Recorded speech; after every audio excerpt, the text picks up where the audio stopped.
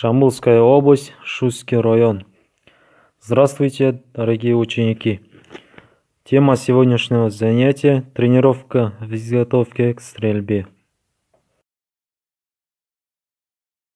Цель занятий – ознакомить учащихся с общими положениями, приемами стрельбы из автомата, научить учащихся правильно выполнять изготовку к стрельбе, совершенствовать знания учащихся мер безопасности при проведении стрельбы.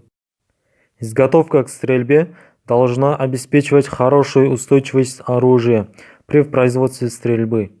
Несколько способов стрельбы вы можете изучать на предстоящем видеоуроке.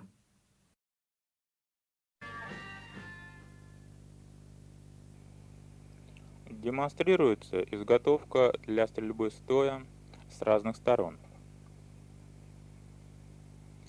Стопы ног расположены примерно на ширине плеч, развернуты под углом 35-40 градусов.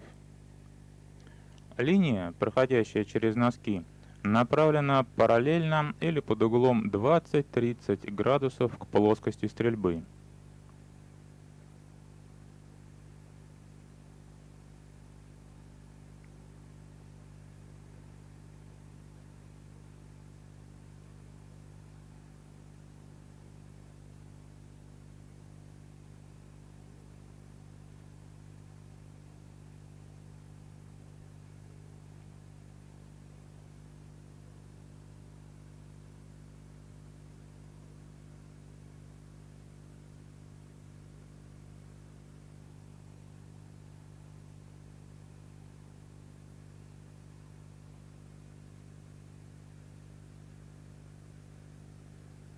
Ноги выпрямлены в коленных суставах.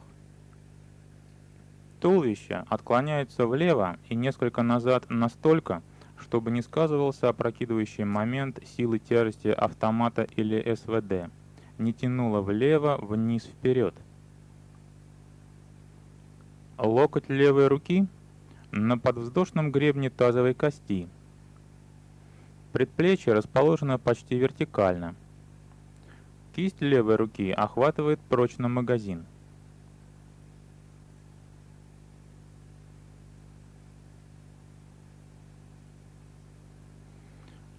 Если стрельба ведется из снайперской винтовки, то она удерживается на пальцах левой руки.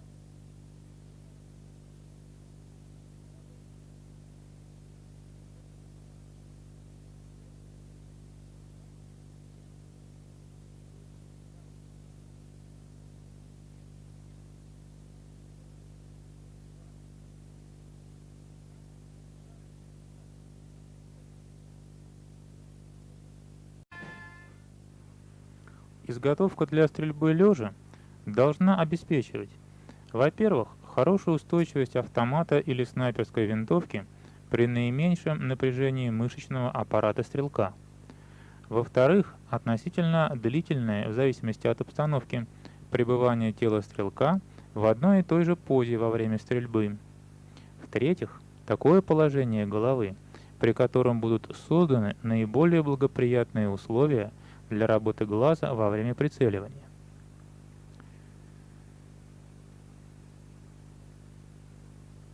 Лучше всего разворачивать тело по отношению к плоскости стрельбы под углом 12-20 градусов.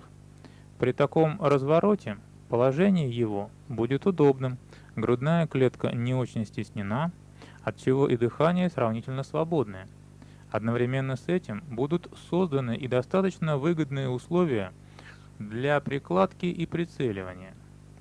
В целях создания еще более благоприятных условий для дыхания лучше всего ложиться не плашмя на живот, а несколько на левый бок. ноги должны быть без напряжения раскинуты в стороны. Чтобы мышцы были меньше напряжены, ноги лучше всего располагать так, чтобы левая упиралась носком в землю, а правая была согнута в коленном суставе.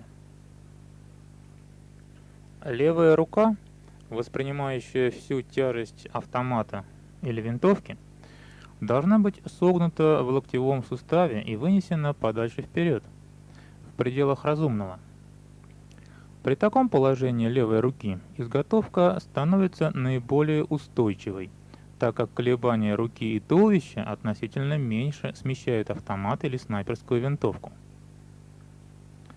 Кистью левой руки следует свободно и без усилия охватывать цевьё оружия. Не следует сильно сгибать кисть в запястье. Оружие должно лежать не на пальцах, а на ладони, ближе к большому пальцу. Локоть левой руки должен находиться приблизительно под оружием, немного левее плоскости стрельбы. Приклад автомата или снайперской винтовки необходимо достаточно плотно и однообразно упирать в правую часть груди, в области большой грудной и дельтовидной мышц.